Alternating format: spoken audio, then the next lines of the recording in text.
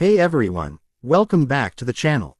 Today we have a lot to unpack in the world of crypto, especially Bitcoin, Ethereum, and some surprising moves from governments and big institutions. Over the past week, the market has been on a roller coaster, and the headlines are honestly wild. From Bitcoin surging back above $110,000, to Ethereum making a 200% rally and being dubbed the new digital oil, to El Salvador moving its reserves around for more security, and even Eric Trump getting directly involved in a Japanese firm's plan to pour nearly $1 billion more into Bitcoin. On top of that, there's growing resistance from communities near crypto mines in Texas, and a new altcoin called Remix making waves thanks to XRP whales backing it. So yeah, the space is buzzing, and we're going to break it all down together. Let's start with the big headline everybody's talking about: Bitcoin shooting back up past the $110,000 mark. Not too long ago, people were worried that Bitcoin had lost steam. We saw it drop from the highs earlier this year. Remember when it crossed 124,000? That felt like Bitcoin was ready to break through into uncharted territory. But then the correction came, and it was a heavy one. Prices slipped below 105,000, and there was this wave of fear that maybe the bull run was losing momentum. But this past week, Bitcoin bounced back strong, rising nearly 3% in a single session to trade just above 110,000. Analysts are pointing to one big factor behind this rebound: liquidity-driven upside momentum. Basically, there's more money flowing into the system again. Institutional players, big funds, ETFs, and large buyers are re-entering the market, and when that happens, it's like fuel being poured on a fire. And if you've followed Bitcoin long enough, you know how quickly things can turn once the big money starts moving in. That's what we're seeing right now. But it hasn't all been smooth sailing. Alongside this bounce, we've also seen one of the biggest sell-offs of the year from long-term holders. Data shows that in just one day, nearly 97,000 Bitcoin was moved by people who had been holding it for a long time.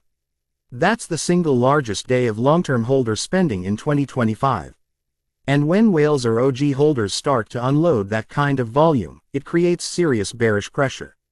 In fact, that sell-off is what pulled Bitcoin back from those highs above 124,000 earlier in the summer. So right now, we're in this tug of war between bullish inflows from institutions and bearish pressure from long-term holders cashing out. What does this mean for you and me? Well, it means volatility is here to stay for a while. Bitcoin could just as easily shoot up toward 125,000 again if liquidity keeps building, or it could slip back under 100,000 if those long-term holders keep dumping their coins. And there are already some forecasts predicting exactly that Bitcoin could dip below six figures again before finding its footing for the next leg up. While Bitcoin's been fighting its battle, Ethereum has been quietly stealing the spotlight. Over the past 5 months, Ethereum has rallied more than 200%, and it's being described again as digital oil. Now, if you're new to the space, let me explain that term. People often call Bitcoin digital gold because it's a store of value. Ethereum, on the other hand, powers decentralized applications, DeFi platforms, NFTs, and smart contracts. So it's like the energy or oil that keeps the whole blockchain ecosystem running. The reason Ethereum's on fire right now is institutional interest. Spot Ethereum ETFs have been drawing in massive inflows, and that has given ETH the push it needed to reclaim its relevance. On top of that, Ethereum's ecosystem has matured in ways that Bitcoin simply hasn't. Layer 2 solutions like Optimism, Arbitrum, and Base are scaling Ethereum in a big way, reducing fees, speeding up transactions, and making it more usable. Combine that with the NFT resurgence and continued growth of DeFi, and Ethereum isn't just surviving, it's thriving. Now, does this mean Ethereum could challenge Bitcoin's dominance? That's a big question, and honestly, it's been debated for years. Right now, Bitcoin is still king, sitting at over $2 trillion in market cap when it's at these levels. Ethereum's market cap is significantly smaller, but the use case argument is getting stronger. If you're someone who believes in utility driving value, Ethereum's case is more attractive than ever. But if you believe scarcity and trust in decentralization matter most, Bitcoin is still untouchable. My take: both are here to stay, and both are going to play huge but different roles in the future financial system. Speaking of big roles, let's talk about governments. El Salvador is back in the headlines, and for once, it's not about them buying the dip. Instead, they've taken a security-first approach. Right now, El Salvador holds about $682 million worth of Bitcoin. That's a massive sum, especially for a relatively small country. And what they've decided to do is move those holdings into multiple different wallets. Each address is capped at 500 Bitcoin. On top of that, they're setting up a public dashboard so that anyone in the world can actually see where the Bitcoin is and track it transparently. Why does this matter? First, it's a huge step in terms of accountability. El Salvador has taken a lot of criticism for its Bitcoin experiment, with skeptics saying it was risky, irresponsible, or just a political stunt. By opening up their reserves for public view and distributing them across multiple addresses, they're sending a message. They're serious about security, they're serious about transparency, and they're in this for the long haul. Second, this could set a precedent. If other governments start holding Bitcoin, and we know some are considering it, they'll be watching El Salvador closely to see how this plays out. Now here's a twist I didn't see coming. Eric Trump, yes, the son of former President Donald Trump, has gotten directly involved in a major Bitcoin accumulation strategy. He's now an advisor to Metaplanet, a Japanese company that used to be in the hotel business but has reinvented itself as a crypto investment firm. Metaplanet already holds over $2 billion worth of Bitcoin. But just recently, shareholders approved a new plan to issue more than 550 million shares to raise about $884 million. And what are they going to do with that money? You guessed it, buy more Bitcoin.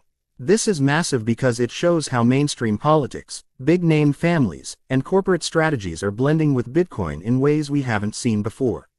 If Metaplanet continues at this pace, it could rival MicroStrategy in terms of publicly held Bitcoin. And the Trump family's involvement adds a whole new layer of global political intrigue.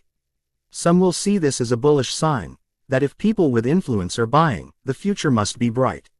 Others will say it's risky, that politics and Bitcoin don't mix well. But either way, it's a story to watch. Not all the news is bullish, though. In Texas, there's growing frustration with Bitcoin mining. A massive mining facility run by Mara Holdings has drawn complaints for months over the noise levels it creates. The constant hum and vibration from mining rigs might not seem like a big deal to outsiders, but for people living nearby, it's been disruptive enough that they're now trying to form their own municipality, called Mitchell Bend, to regulate the mine. This is a reminder that while Bitcoin mining is crucial to the network, it has real-world consequences that local communities have to live with. And as mining expands, especially in the US, we're going to see more stories like this. Finally, let's talk about altcoins, because there's one that's been catching headlines lately, Remitix. It's being billed as a pay-fi altcoin, focused on making cross-border payments faster and cheaper. Backed by some of the biggest XRP whales, it's already raised over $22 million and just launched its beta wallet. What's interesting is that while Bitcoin is battling to stay above 100,000 and Ethereum is making its case as digital oil, projects like Remitix are zeroing in on real-world problems, like remittances, which are worth hundreds of billions globally every year. If it gains traction, it could carve out a niche for itself in a crowded market. So where does that leave us? Right now, crypto is at one of those inflection points. Bitcoin is strong, but facing sell pressure. Ethereum is stronger than it's been in years, riding a wave of institutional adoption. Governments are experimenting, companies are doubling down, and new altcoins are still trying to find their place. Volatility is high, but so is excitement. And for anyone in the space, that means opportunity. If you're investing, remember, none of this is financial advice. Crypto is volatile, it's risky, and it's not for the faint of heart. But the bigger picture is undeniable. We're seeing Bitcoin cement itself not just as a speculative asset, but as a treasury reserve for both companies and countries. We're seeing Ethereum evolve into the backbone of decentralized finance and digital infrastructure. And we're seeing the next generation of altcoins explore new frontiers like payments and scalability. The future is being written right now, and whether you're bullish or bearish, one thing's for sure, the story of crypto is far from over. So keep your eyes on the charts, follow the money, and stay tuned, because the next big move could be right around the corner. And that's our deep dive into the latest crypto headlines. From Bitcoin's surge to Ethereum's rise, from Eric Trump's surprising crypto play to El Salvador's bold security move, and from local mining controversies to altcoins like Remitix, it's clear that the crypto world is as alive and unpredictable as ever. Thanks for sticking with me through this breakdown. If you found it helpful, make sure to drop a like, subscribe to the channel, and let me know in the comments what you think the next big move will be. Is Bitcoin headed to 125,000, or are we going to see that scary dip below 100,000 first? I want to hear your thoughts. Until next time, stay sharp, stay curious, and stay crypto.